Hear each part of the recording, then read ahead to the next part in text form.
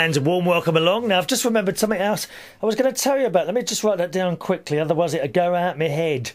Oh, I've got a mind like a sieve. Unless I write things down, I quickly forget them. Are you a bit like that? I mean, for example, just before I came on to chat to you today, I was in the bathroom washing the hair. Oh, I try and make myself look nice. Even if you're only listening, I do believe that if you make the effort to try and look at a little bit, I mean, it is hard for me. It's hard for me to look nice wearing anything. But if you try and make the effort to look nice, I think even if you're just listening, I'm sure it does make a difference, don't you think? And while I was in there washing my hair, in my Johnson's baby shampoo. Oh, yes, Johnson's baby shampoo. That's what I want for Christmas. Tender little hair follicles. They are. By the way, has anyone noticed? Just to let you know, I have had my hair cut. Oh, yes, we've had a #1 back and sides and very short on the top. Now, a very nice hairdresser I got. I said, try and make it short on the top to hide the bald bit, you know. It's not quite bald yet, but nevertheless, that's how I feel. Anyway, so he's cut it to my liking. Very pleased with that. I gave him a whole £3 tip. £3, dear. $6 tip. I've just gone mad. I just don't care. I've thrown care to the wind. Thrown care to the wind. And the funny thing is, a friend of mine who works at a station in Ashby. Ashby. Oh, no, there's a bit more to it, isn't it? Oh, it's Ashby something. Oh, my God, I can't remember now. Oh, that's horrifying, that is. There are going to be emails about that one. Ashby something. I suppose I can't even look it up now because the system's out. Anyway, a friend of mine, Paul Moore, who does a little bit of radio himself, he sent me a little picture of me 4 years ago with, guess what? A bit of a bald spot. Can you believe it? So what I think I'll do, but the thing is, no, actually 4, 5, 6, 7, 8, it's either 4 or 5 years old, this picture. And you know what? I looked at that picture and it hasn't changed. So it's not all bad after all. I've got one of those heads that is losing it very, very, very slowly, fortunately. And when I looked at that picture, I thought, I'm not so worried after all now. Besides, we have someone else who is helping me at the moment with this in the form of Suko. Yes, our Suko, who recently sent me this. She says, try this stuff to hold the wig on. Just use a tiny piece. It's great stuff. And it's called Shore Tack, which looks to me a little bit like blue tack. We call it blue tack here. In the States, it seems to be called Shore Tack. And it's this little blue stuff. The thing is, Suko, I've got to... If I put... Because I still have... It's not quite bald, is it, dear?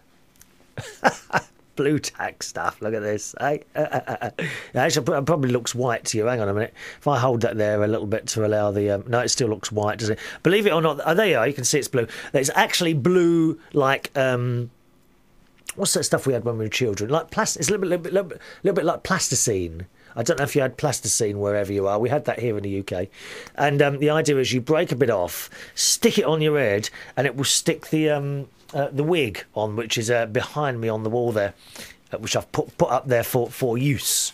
So if I ever need it quickly, I just grab it off the wall quickly and run out the door. But the trouble is, Suko, if I use this, there are still a few follicles of hair there. And this will probably get entangled in those few little follicles that I've got left. So I'm not going to use it. But thank you for the thought anyway, my darling, all right? You see, she's always thinking of other... You're very much like my mother, Suko. Always thinking of other people first, aren't you? Eh?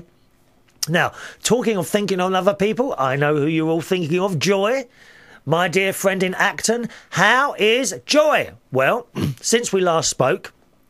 I haven't spoken to her again on the phone. I left a message I tried her home. She's not home yet. So I tried the hospital phone as well. And someone answered that literally a few minutes before I spoke to you today.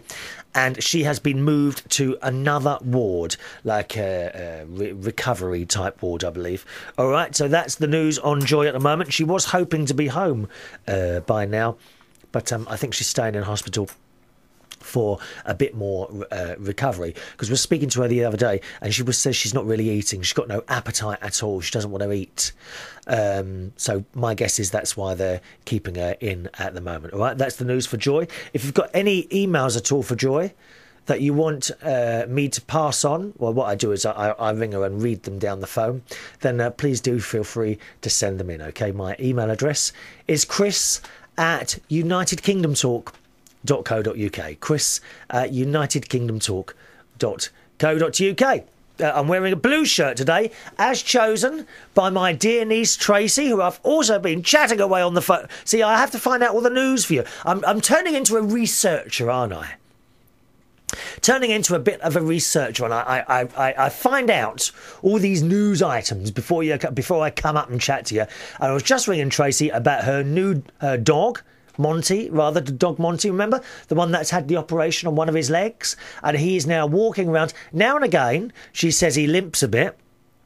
But the operation appears to have been a success. I think it's on his front leg. And he's going in to have the other front leg done shortly. She doesn't know when that's being done because Monty is a chocolate Dalmatian. And apparently different breeds of dogs have specific things that go wrong with them. I suppose that's all due to inbreeding, really, isn't it? I mean, they often say that's why humans are not supposed to make more babies with your cousins and things like that, are you? Well, I should hope not, dear. Good God, where was it all coming to, eh? I should hope not as well. But the medical side of things is because of inbreeding problems. And I guess that's what happens to dogs. Anyway, Monty's got some extra bit of bone growing on his two front legs. So one leg has been, I believe she said the bone was shaved. The thought of it does my brain in, I tell you. The other leg has got to be done as well. So that's the Monty news. And while I was on the phone to her, I asked her, well, I don't know what colour shirt to wear today. So she said turquoise or blue. So today I'm wearing one of my a nice light blue shirt that I ironed before I came up. And I said, try and look nice. And it's so annoying. While I was ironing, I wasn't looking, and I caught the pocket. Do you ever do that when you're ironing? As the downstroke where the iron came on, and I caught the pocket, and I had to iron the whole thing. You know when it pulls the pocket, the top of the iron. I'm lucky I didn't rip the whole thing off with the way I iron. So she advised me to wear that. And my little Tracy, I say little, I mean, she's 21 now, living with a boyfriend, but we've got quite a nice house where they live up north there in Woodhall Spa. She's got her eyes set on opening her own hairdresser. Tracy is she is completely qualified and trained to be a hairdresser, and I always knew she wanted her own hairdresser's shop. And a shop apparently has become available in her village. Now, at the moment, it's not a hairdresser's shop. It is selling, or what was it now? I think she said it was a florist. Okay, it's a florist at the moment. So she wants to find out whether that florist shop can be allowed to become a hairdresser. I gather, I don't know too much about it, but I gather you have to have all sorts of permission and that sort of thing. She's already found out what the rent was. It's actually not particularly high, but I said you have to remember other things. There's like the business rates and the water and electricity, and businesses always pay more for this than you or me.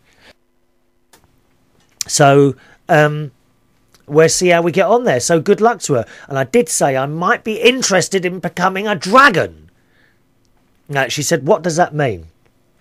Because we have a programme here in the UK. It's just finished, actually, this week it finished, called Dragon's Den. And basically, I'm not exactly like a dragon, because these are 5 millionaire type people that are sitting there.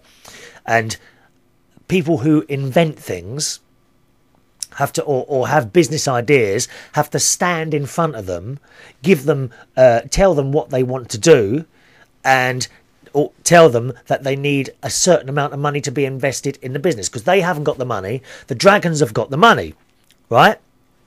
Then the dragons start asking them questions about how they want to run the business and what they want to do and what their projected profits is, and the projected profits is going to be, and all that sort of thing. And at the end of it, the dragons say, well, yes, we will invest, or no, we won't invest. You see? And that when they invest, they take a proportion of the business.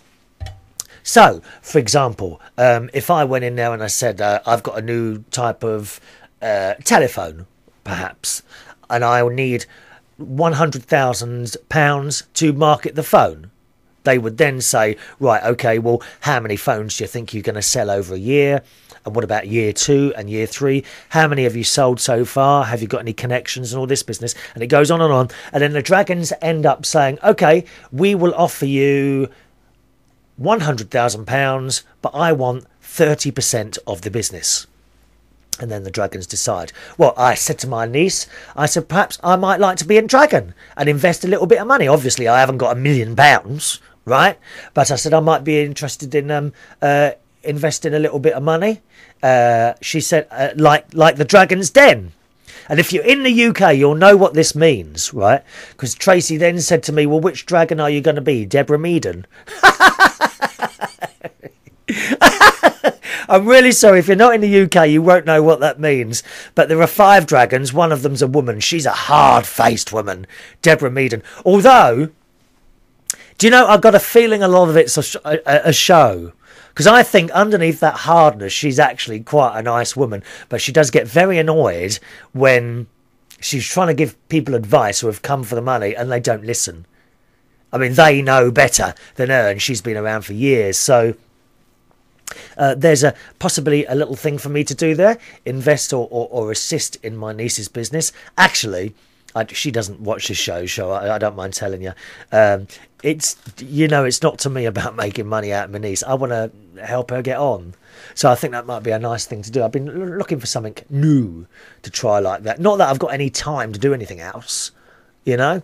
So I'll let you know how my little niece goes with inquiring about that shop, and whether she goes ahead and starts. She wants her own hairdressers. And I tell you what, she is a worker. My niece is a worker. And if she gets a hairdresser shop, she will blooming well work at that until it functions properly. She really will. She's already got her idea. There is a hairdresser in the town already, but it's more geared towards the older lady. She wants one where it's geared towards younger people. So I think she's got a good business idea in her head there, and I'm 100%. There's no doubt in my mind. I'm 100% convinced that she can make that work. I'm absolutely convinced she will make that work, and maybe I can help her by putting a little bit of money into it, and that's it. You see, the thing is with family, most people would say don't mix business and family. Well, it depends what way you want to look at that. If I was putting in money with the objective in my mind to make a lot of money, then I would say no. Don't mix family and business. However, as far as she's concerned, that is the general idea. If the money wasn't to come back, well, do you see what I mean? I think that's the general attitude. It's like when you lend. I mean, we're not talking thousands and thousands and thousands of pounds here. I haven't got that anyway. But maybe a little bit here and a little bit there. When, if she needs it now and again, I'd be happy to do that. But you've got to take the opinion when you lend family money, I think. You've got to take the opinion, well, if it comes back, it comes back. I think and then it's okay to do it like that. Perhaps you've had experiences like that, have you? Do let me know. The email address is chris@unitedkingdomtalk.co.uk. chris@unitedkingdomtalk.co.uk. But we all want to help our children and nieces and nephews and that sort of thing, don't you think? I'm sure you have yourself. And here's an opportunity for me, so I think I'll probably take it.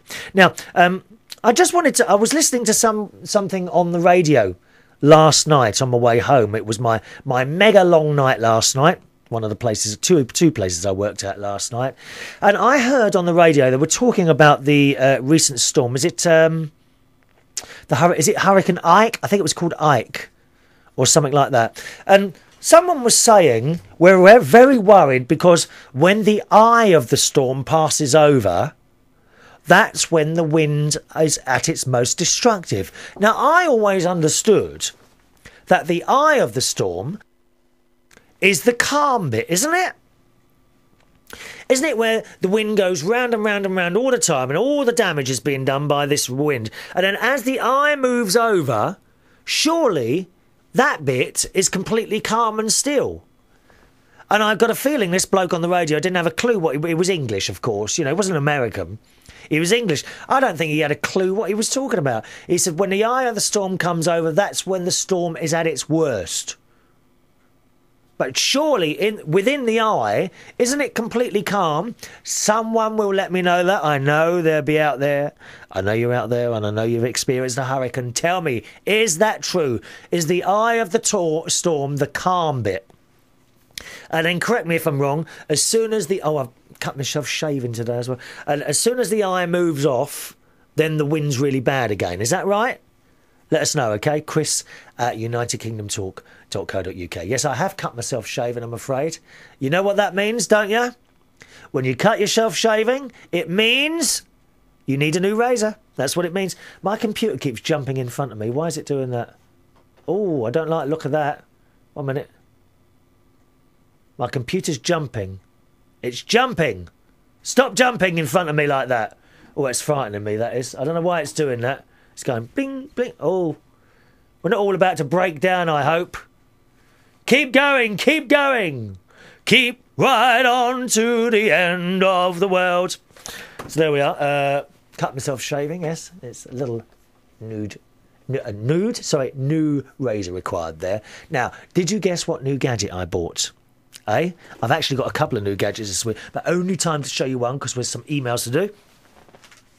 I have bought, now as you know, regular viewers and listeners to the show will know that I have two solar systems here, a main one on the roof and a little one that I kind of put in myself, which consists of one solar panel attached to a tree pointing roughly towards the sun, and that charges a very large 110 amp, very large caravan battery, which is situated in the downstairs.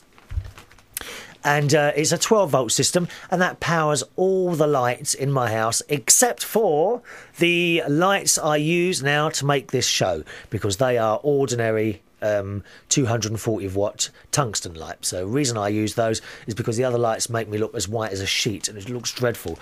Anyway, this battery is never used to its full potential. That's the thing. So the large panel, it's quite a large panel, I think a 65-watt panel, that constantly charges the battery, right? And I never quite use... It's a bit like having... Let's think. It's a bit like having a pint of milk, drinking the first quarter of it, and then filling it back up again. You never use the rest of it. And it's all there to be used. So... Today, to save on the oncoming winter heating bills, because they're coming, oh yes, winter is on its way. It's actually been quite nice weather this week, reasonably warm here in the UK, but don't make no doubt about it, my darlings, winter is on the way. Ooh. And to save money on my heating bills, I thought I've got a big battery down there. Now, such an item would not be suitable for attaching a heater, because heaters use an awful lot of electricity and the battery would flatten pretty quickly. It would flatten so much that the solar panel wouldn't be able to cope with constantly topping it up. However, I have found a 12... Oh, I put that in front of the microphone then. A 12-volt electric heated blanket. Look at this. Oh, yes, a 12-volt blanket. And this, I spent... Well, you're laughing now, aren't you? Don't laugh at me. Don't laugh. This is going to save me money on my heating bills, let me tell you this. See, that plug straight into the battery in a fashion. The other day I spent a little bit of time running another cable up from the battery to my bedroom and round to the bed, and that goes on the bed, and I've done it so you don't, well, I mean, you could sleep straight underneath it, but then you can't wash the thing. So what I've done, where the duvet is, you know, the duvet, and the duvet's got a cover on it, I've slotted it between the duvet and the duvet cover, so that kind of keeps it enclosed in that. And I tried it out this morning. I thought when I got in from work, I quickly plugged it in and then went downstairs and had my cup of tea and my toast. I always have a cup of tea and a piece of toast when I come in from work. And then I went upstairs and I got in my bed and it was all nice and toasty warm. How marvellous. So hopefully I won't even have to turn the heating on this winter. Now, if you wonder why I moan about turning electric and gas on, it's very expensive in this country now. We've seen gas prices and electricity prices shoot up in the last year and a half, 2 years. It's shocking. It's absolutely shocking. So anything that saves a bit of money there is worth doing. So that's, I shall tell you, obviously, it's not that cold yet. Really don't need to use it yet. But I think in the winter it's going to save me pennies. And it's making a bit more use of the battery, because it's a shame to be stupidly making all that electricity, sticking it in the battery and not using it. So I might as well use it, mightn't I? So that's that. That's gadget number 1. Gadget number 2. I don't think I've got time to tell you about gadget number 2. No, I'll save that for the next show or something, because we must do emails. Incidentally, Susan, our cat lover, advised me to give one of the cats raw meat, which I have been doing, Susan. She's had, the last couple of days, some raw turkey cubes, which I put them in the freezer for a couple of days, as you suggested. Took them out the freezer at the end of the last show. Do you remember? Let it completely thaw out, and I've been giving them to the cat. She loves it. You're right. She loves it. So I think, but the other one, she, I'll put it down, and then she'll sniff it and walk off, and then later on come and have it. And I'm wondering, is that like, you know, when lions, I know, like, I don't have a lion, but a cat, is not a cat a small lion? It is, isn't it? A cat is a small lion or a small tiger, isn't it? Must be. So, is it like, you know, when the big cats kill an animal and they're going to eat it, do they wait for a while, or do they eat it immediately? Because the other cat, she looks at it, she walks away, and she comes back and has it later, even though she's got dry food there as well. So interesting that. But Tiny, the older cat, she is loving the raw meat. So thank you very much for that tip, Susan. No more pet food for me, my darling. Absolutely no more pet food. She's not eating pet food. The other one, the young one, she's never liked canned pet food. And Tiny has recently gone off it. She'll have a mouthful and then walk off. You have to chuck the whole lot away. So it's a complete waste of money anyway. I will say, after a couple of days, I think that raw turkey should be thrown away, perhaps. I don't know how long you should keep such a thing in the fridge. So thank you very much for that one, my darling. Okay, on to the emails. Here we go. And first of all, someone needs our help, boys and girls. Someone is asking for our help. Are you ready? Now, you'll need a pen, because I'm going to give you an address here. I'm going to give you an address. All right? Dear faraway family and friends. Now, we are helping a young lad here. All right? My grandson is in... now, let me see. I think... Yes, that's okay. My grandson, Trevor, is in his 2nd grade now. They are doing a Geo-Georgie project. Is that, have I said that right? Geo-Georgie project. Basically, his class is looking for postcards from all 50 states. So we're hoping that you can help. Here is the information his teacher wrote. Hi, my name is Geo-Georgie. I am travelling to many places in the United States to help Mrs. Kersigo's class learn about US geography. Please send our class a postcard that shows something important about your state or country. Write 1 or 2 sentences that tell us about your state, country, and be sure to include the name of the student who asked for your help. Thank you for helping us learn more about our world. All right? So, it says they would like to get a postcard from all of the continents if possible, and you are the only one, that's me, who we know on another continent. Hope you can help. Maybe Suko and Joe would like to help too. Anyone else? So if you want to help this young lad who's in 2nd grade, right, you'll need a pen. I'm going to give you the address now. What they're asking for is a postcard from wherever you are, whether you're in the States or outside the States or anywhere at all, wherever you are in the world.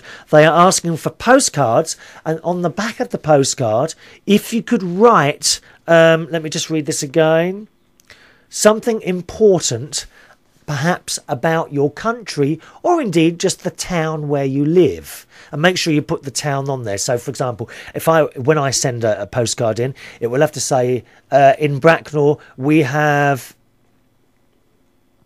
some very big Microsoft offices. We have a big Microsoft place just down the road there, and that's important, isn't it? Or anything like that. Maybe if you're in London, you can say, yes, I'm in London, where we have the Houses of Parliament, which, oh, I've got itchy nose suddenly. Is that, what's that? Is that people talking about me? Itchy nose. You know, we have the Houses of Parliament, which run the UK, or something like that. If you want to do that, and you've got a postcard to send in, then please send to Mrs. Kersigo's class. That's Kersigos. All right, Miss Curse, or Ms. is MS. I beg your pardon. Or we don't know if she's married or not, dear. She wants to keep that bit a secret. Miss Kersigo's class, Kersigos class, near Hart Elementary School. Now I'll spell that for you. Near Hard, I think it is. NEIHARDT.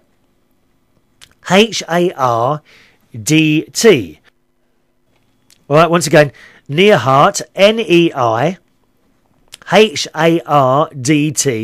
Elementary School. All right. 15130 Drexel Street. That's DREXEL Street. DREXEL Street. Omaha. OMAHA. NE 68137. And put on there Trevor's name somewhere. Yeah, put at the top of your postcard, this is for Trevor. Okay, so you know it gets to them. And perhaps in brackets you could put United Kingdom Talk. Okay, or something like that, somewhere on the card, all right? So once again, what we're after here is we're helping a young lad, Trevor, who's in his 2nd grade, and they're doing a project. They're looking to collect postcards from all over the world, giving them information about whoever has sent in the postcard and the general area they're in. All right. Once again, I'll give you the address again. If you write, perhaps you could put at the top in brackets Trevor. All right, and then send it to Mrs. Kersigo's class, Ms. Kersigo's, Kersigos class, near Hart Elementary School. That's NEIHARDT, NEIHARDT Elementary School. 15130 Drexel Street, DREXEL. All right, 15130 Drexel Street, DREXEL Street. Omaha, NE 68137, and right at the bottom put United States of America, USA, and that will get there. And put somewhere on the card, Chris from United Kingdom Talk has asked me to send this in. All right? Don't forget to write a little bit about yourself on the postcard, perhaps what you do maybe, and something special about the area that you live in. And hopefully that will help young Trevor out. All right? Pleased to be of assistance there, Gloria. Always pleased to help, my darling. We've done the Surtac bit, haven't we? Okay, on we go. Don't forget the email address to this show is chris@unitedkingdomtalk.co.uk. chris@unitedkingdomtalk.co.uk. Let's say hi to Robert's Icelandic friends. And we were talking about the midnight sun. In some countries, it is possible to see the sun at midnight, which must be a really fascinating experience. And Robert in Iceland, because I thought you could do this in Iceland, he says, technically no, we don't get to see the midnight sun in Iceland. I rather think you have to cross the Arctic Circle, but I do stand to be corrected. However, on the longest day of the year, and if the weather is good, something that, alas, cannot be taken for granted. Or you have that problem there as well, do you? Oh, we've had a lot of grey weather recently, but it's not too bad today outside, actually. He says, then sometimes we take a drive up towards the mouth of our fjord and watch the sun kiss the sea and then rise again. That's beautiful. So it actually comes down to the sea and then goes back up again, does it? Wow. It is correct, though, that we do live in permanent daylight for many of the summer months. This is because the sun, although it dips below the horizon, it does not go so far below the horizon to diminish the light that much. It took me a few years, in fact, to come to terms with the fact that it just does not get dark. In those early days, I used to smoke, and often, oh, you bad boy, smoking, dear! Smoking! No more smoking! Oh, you used to smoke then? I used to smoke, actually, Robert. I gave up, must be 17 years ago now. I believe it or not, I smoked 40 cigarettes a day. Yep. 40 cigarettes a day. I started quite early. I think I was 15 years old. 15. And I smoked till I was about 20... 28, 29, long time really, isn't it? And the reason I gave up was because I would climb one set of stairs and I'd be at the top of it, I couldn't get my breath. And at that point I knew I was doing damage, and that's how I actually gave up like that, believe it or not. Wasn't easy, because all the time, all you're thinking of, must have another cigarette. But it does pass eventually. If we've got anyone listening or watching today who has recently given up cigarette smoking and wonders if that craving will ever go away, yes, it will. Okay? Promise you, yes, it will. As I say, I used to smoke 40 a day. And yes, the worst bit is the beginning, when you first give up. I think it's more of a habit than anything else. The fact that you want to pick something up, you know, and go, well, put that in your mouth and have a little suck of the smoke, and in down the lungs it goes. But I'm, you know, best thing I ever did, give up smoking. And I've given up now for 16 years. I can swim 54 lengths. I couldn't do any of that when I was smoking. So if anyone's smoking today, go on, have a go at giving up. Go on. Stop smoking with United Kingdom Talk. Is that just a good idea to do? Perhaps, I don't know. Rob says, yeah, I used to smoke, and often I would find myself sitting in the garden around the midnight, enjoying a smoke and reading the paper. Reading the paper at midnight, dear? Didn't you you must have had a light on outside. Trouble is, when you put lights on in the garden, you get moths and flies coming around it all the time, don't you? Great big blooming moths and things. Sometimes sharing the wee hours of the morning with a nighttime visit of a cat. Oh, that's nice. Yeah, because the cats come out to you. If you sit in it, because I've sat in my garden sometimes if I've come in from work and it's a particularly warm night, I've taken my tea outside. I have to be quiet because of the neighbours, but I've taken my tea outside in the garden. That's nice, and the cats always come up to you, don't they, and jump on your lap. Rob says, I recall watching over a town that was for the most part asleep. It was quite eerie, really. I do so love the Icelandic summers, but I also have a fondness for the winter spectacular, the Northern Lights, Aurora Borealis. Now that is something worth travelling for. Yeah, that's something I'd like to see as well. I understand that one can take a special flight from the UK to the far north and see the Northern Lights.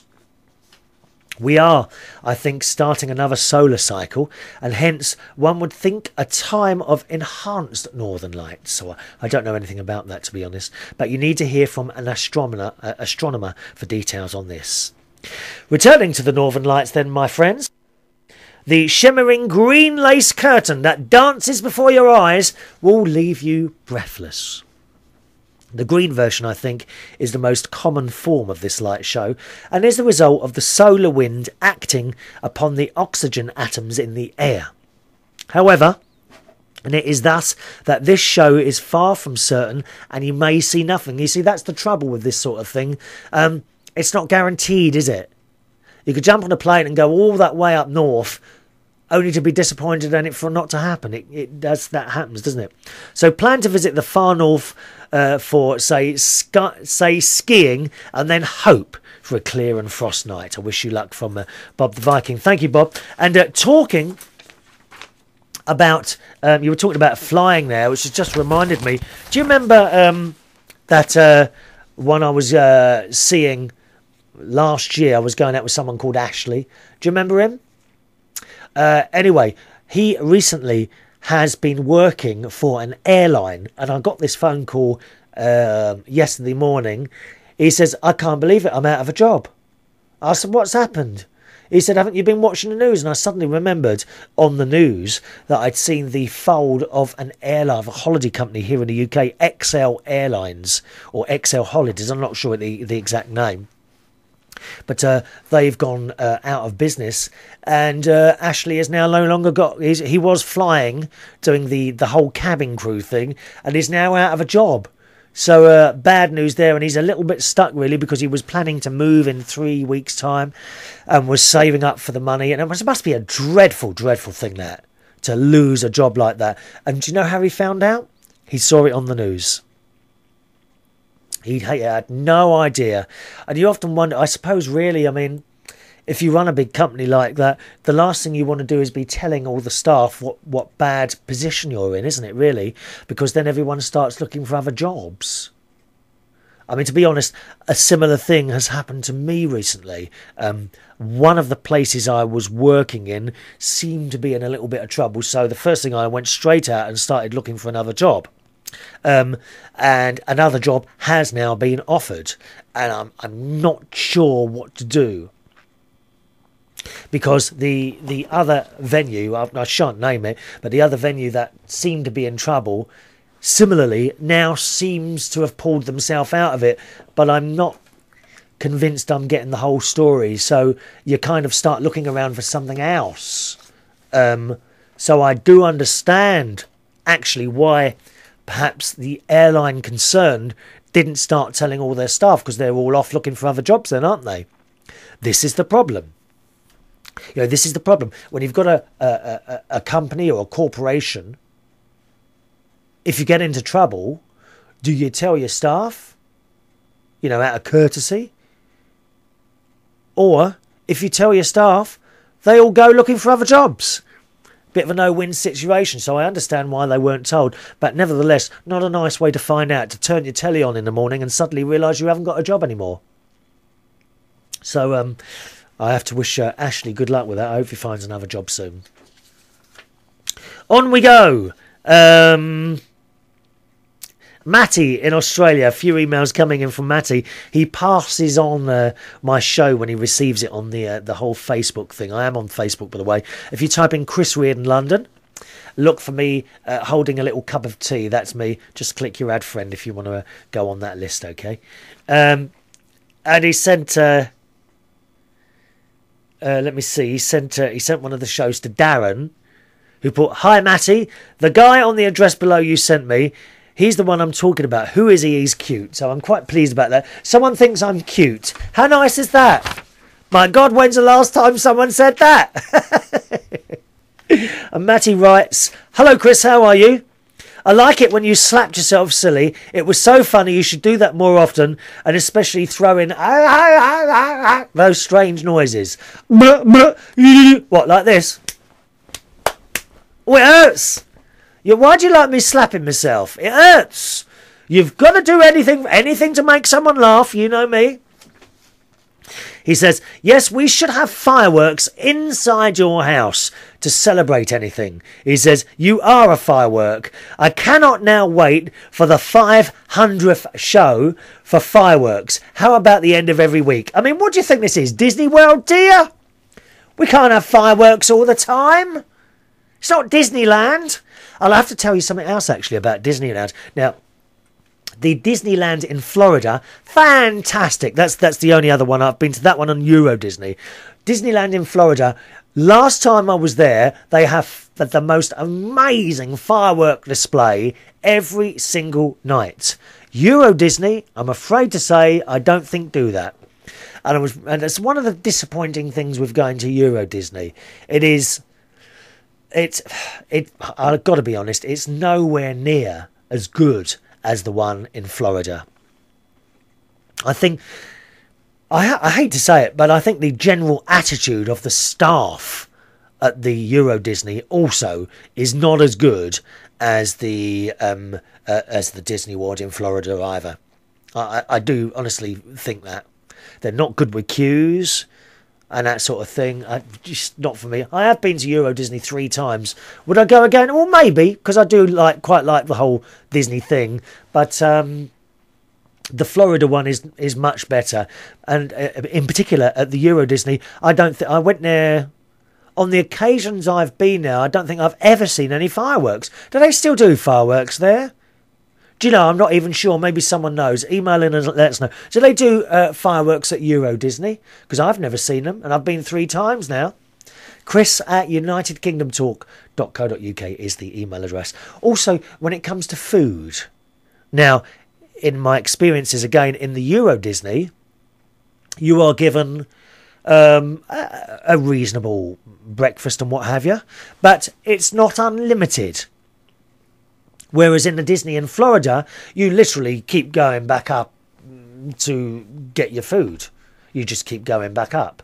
There is quite a bit of a difference, I think, personally, between the Euro Disney and the Disney in Florida. I don't know if anyone else has experienced both. What did you think about them both? Do let me know. Chris@unitedkingdomtalk.co.uk. Chris@unitedkingdomtalk.co.uk. Now, Matthew says, "You will have to do your fireworks at night time. I think my mum used to make a dinosaur cake and Thomas the Tank Engine cake." We like Thomas the Tank Engine, yes, when we were children for my brother's birthdays. You were talking about the SBS newsreader in Australia, and her name is Lee Lin Chin. Yeah, we spoke about her, must be over a year ago now, and she's got to be, she's fantastic. There's someone I'd like to meet. She reads the news on SBS in Australia. Her name is Lee Lin Chin, and she has the most amazing hairdos and would you call them costumes or what? Her dress sense is just outrageous. And she sits there reading the news. She's fantastic. Someone I'd like to meet there. Yes, she does still read the news on SBS, Matt says. She is the one with Asian appearance. I think she was born in Indonesia. I read it somewhere. Oh, I thought she was Chinese. Okay, fair enough. I think she was born in Indonesia. I read it somewhere on her SBS site. She is on the World News Show. Matt says, "Have you dyed your hair?" No, I have not. I've never done... Well, I did dye my hair when I was about 18 years old. I actually dyed it blonde, believe it or not, when I was 18 years old. But I know I have not dyed my hair. Do you know, a lot of people ask me that.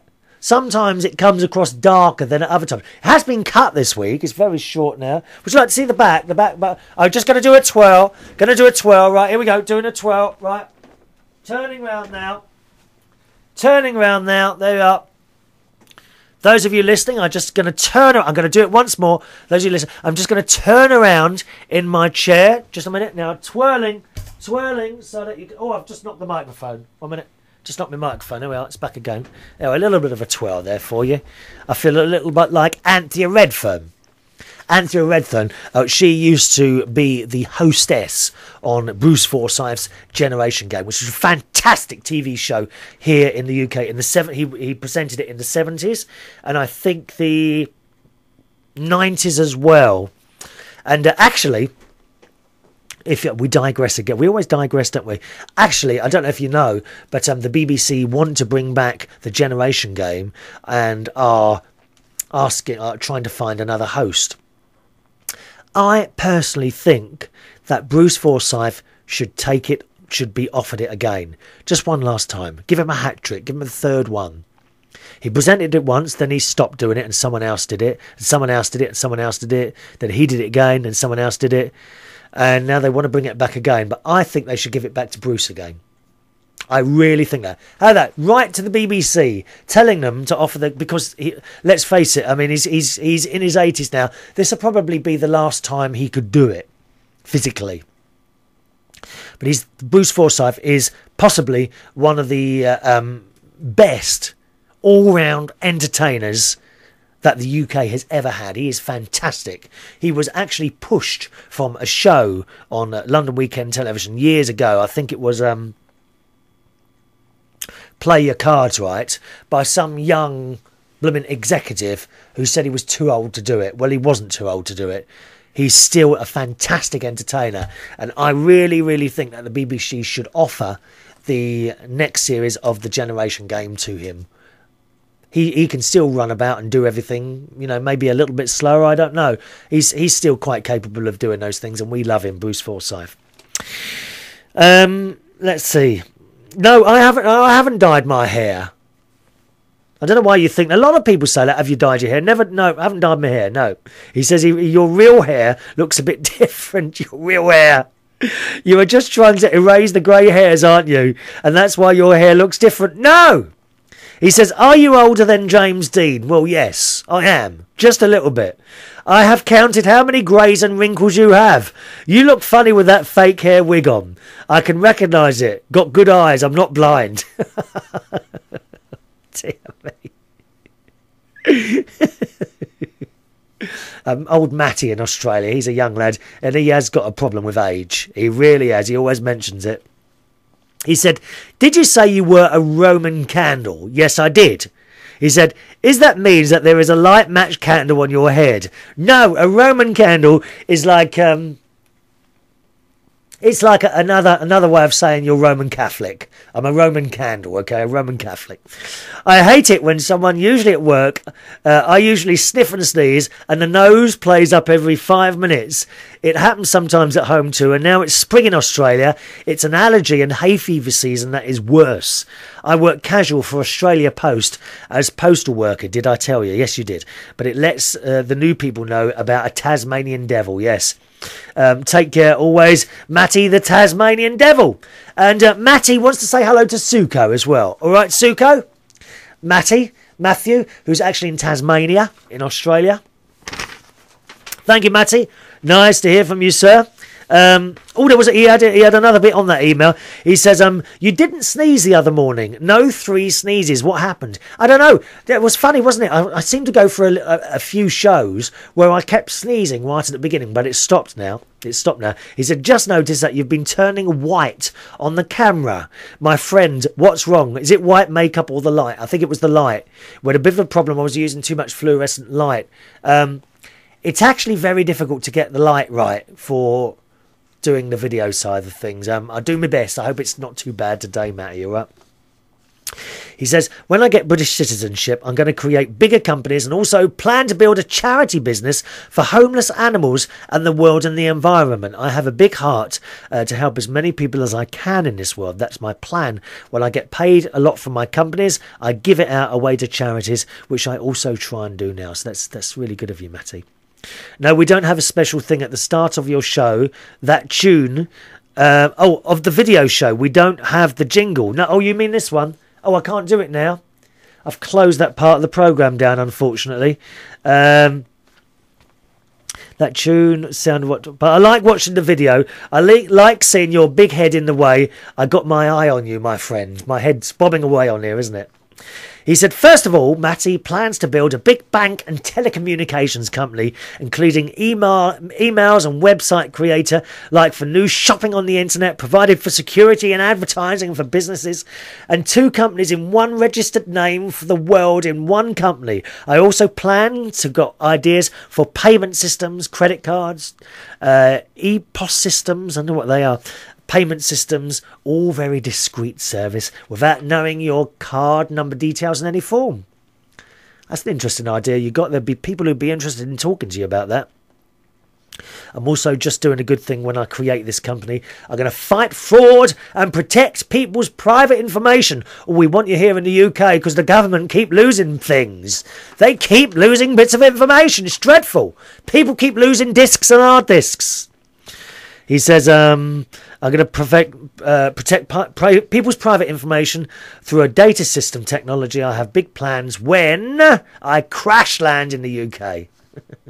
He says, I mean to land safety, of course. I just use an abbreviation to make a joke. Why would I crash a plane? Well, I don't know. You're not going to fly, are you, dear? Do be careful what you're doing. Don't crash it into my house. I love planes, got to need them for fast journeys to destinations. You will be scared when I crash land. You will want to hide from me. I will let the whole world know I'm coming to the UK.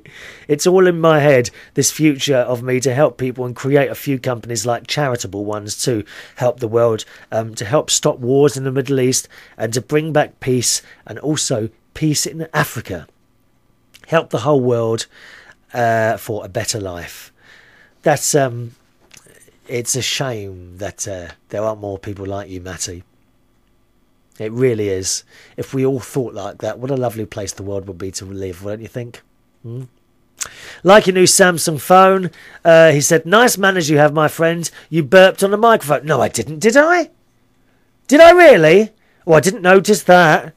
Oh, I do apologise if I did. Must have just come. I didn't even notice the air coming out, dear.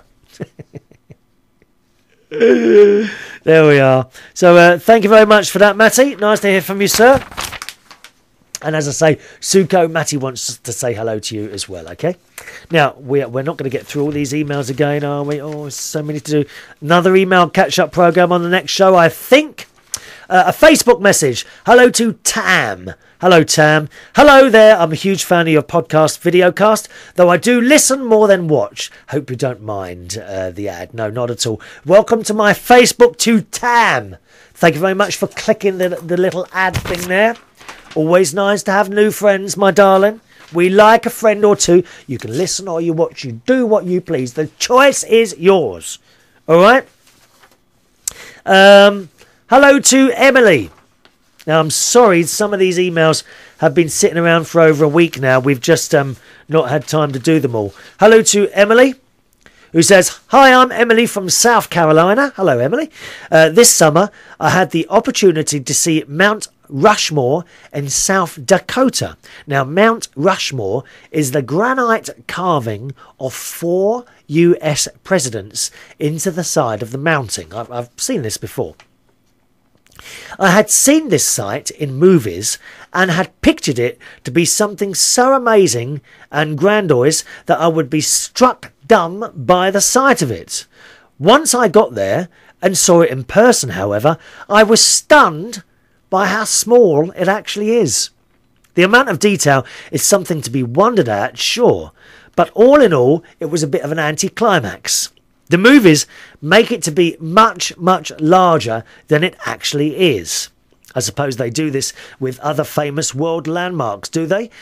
Your faithful listener in the US, even though I'm a first-time emailer, Emily from South Carolina. Well, first of all, Emily, as I say, welcome very much to the show, and thanks for emailing in. And yes, I think a lot of places in the world, like touristy type places, are made out to be a lot bigger than they are. Now, if you ever come to London, you go and visit, for example, the Houses of Parliament, they are actually only an inch high.